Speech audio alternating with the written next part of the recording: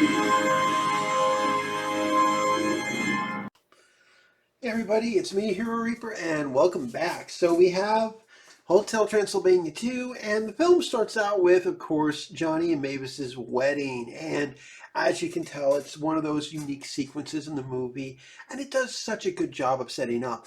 We have, of course, first the wedding, then we have the pregnancy, birth of little Dennis, and it just builds the film up so incredibly well. I wish there were more films that did this, but it does very quickly what it needs to keep the story going.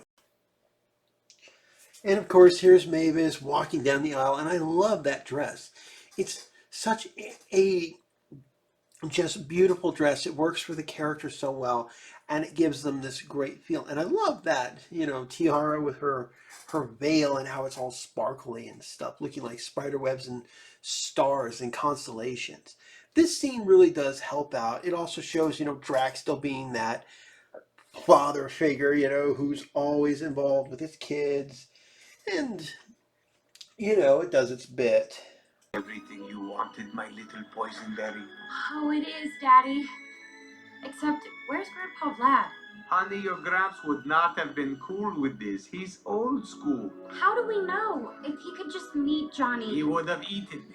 He's not as enlightened as your hip daddy.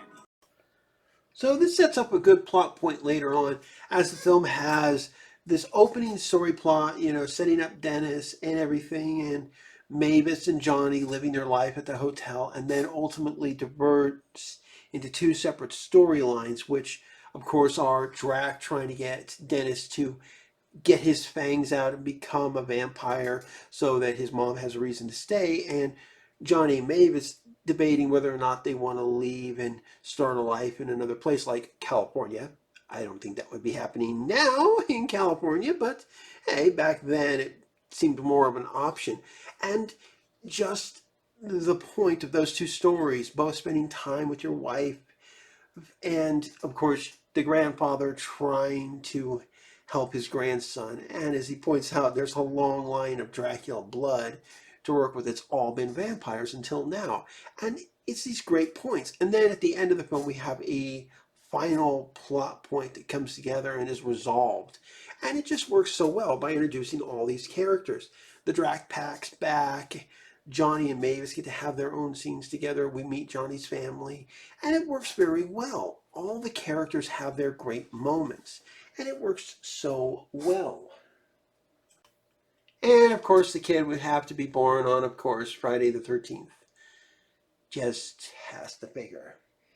Oh well, can't win every battle. It's part of the fun. She made me baby-proof the whole hotel. Someone's overprotective. Uh-huh.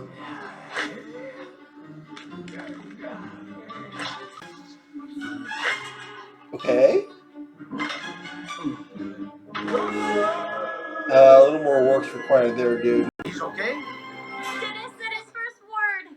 Oh, this is a good joke to pay Come off. on, honey. Say it again. Blah, blah, blah. I don't say blah, blah, blah. Then there's this. We can actually see that the hotel's been slightly modernized. It's got all these new features and stuff. We see more things happening, and it really does give the movie a better feel. This also helps us out. We know for a fact that it's only about maybe a week until Dennis is 5, and if he doesn't get his fangs, he's not a vampire. Kind of cool little rules there to work with the film, and it works so well delivering a story arc here because it drives those two narratives to the final narrative, and it just makes everything so much better. And I'm going to be honest, it can really shape a movie, and it can make this movie better. And of course, there's the little tiny weird love story between Dennis and Winnie here.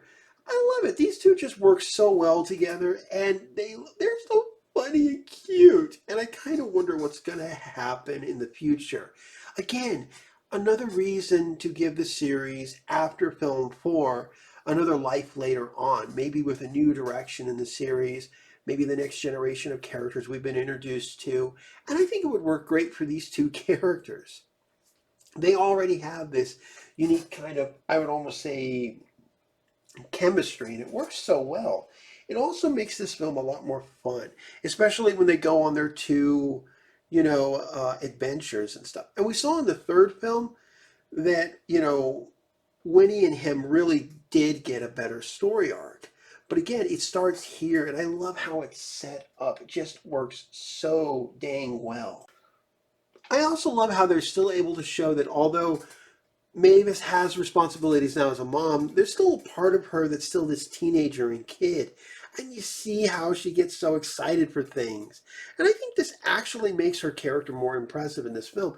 And it's that duality of being a parent and yet still wanting to be, a fun person and have fun.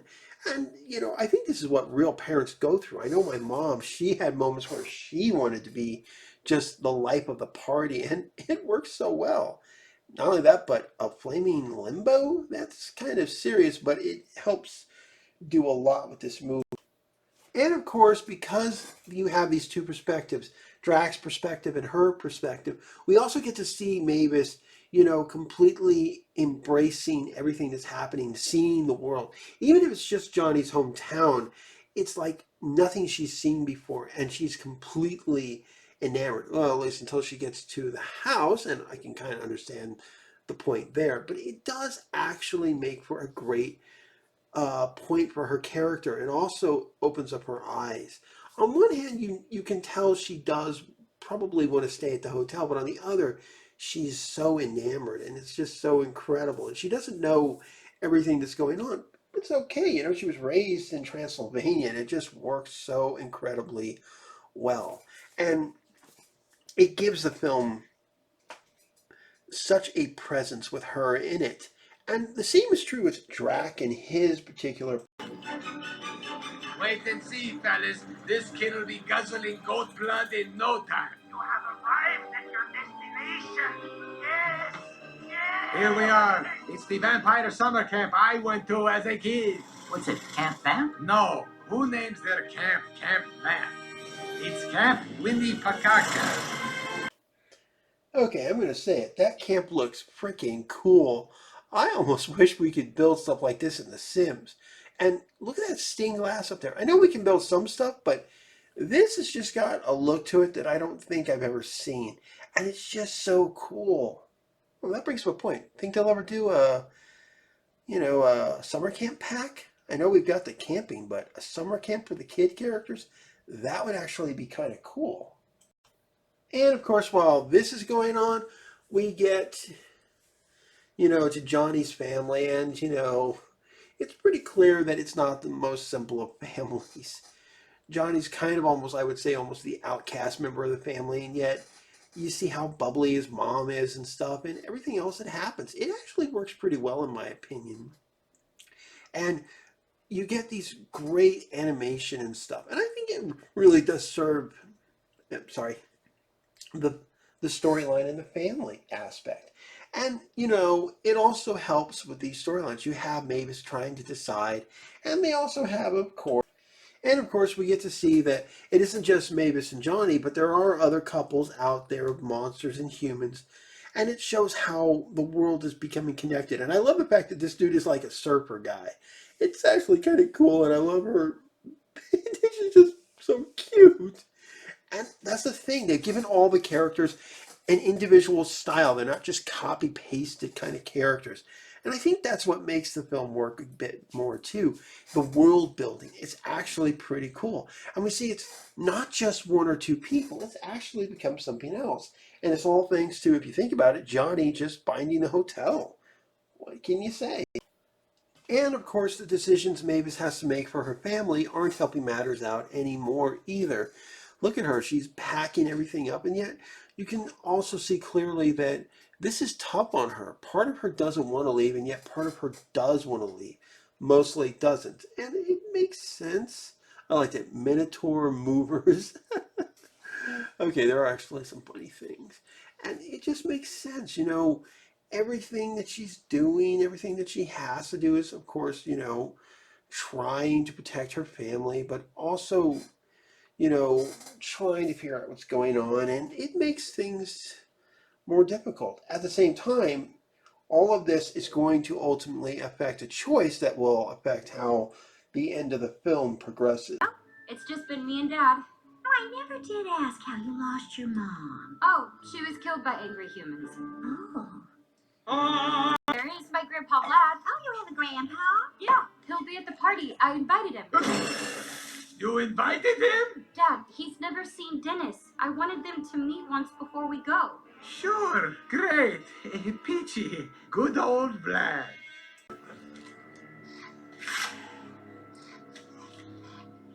Holy raby. He finally invites me to something. He's got a grandkid? And he never told you? And of course, we have Vlad. This is at the point where the movie starts its final push, and we have one of these characters being our final villain. Mel Brooks plays Vlad over here, and he does a fantastic job giving the character that both fun and also menacing point. And just the little things they do here actually sell the character so well. I love how he's got this like old man look, and yet he still seems pretty dang dangerous. And you've also got these henchmen type werewolf, vampire bat things. I don't know how else to describe them. They're kind of like vampires, and yet they're, again, I don't know how to describe them. But it works so well. And this is the push for the movie. And you saw how Drac is like, oh, holy.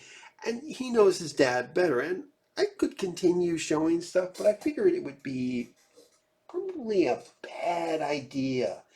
To be fair, this movie just gets so much better with time.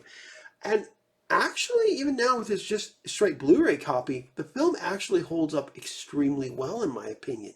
I'm not kidding on this. This movie actually still holds up pretty damn well.